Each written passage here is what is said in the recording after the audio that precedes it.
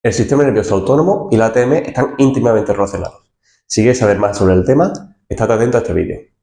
El sistema nervioso autónomo está compuesto por dos subsistemas, el sistema simpático y el parasimpático.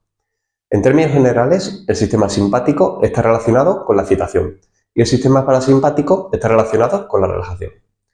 Ha habido una correlación entre la activación sostenida del sistema simpático o de alarma y la aparición de síntomas de la ATM.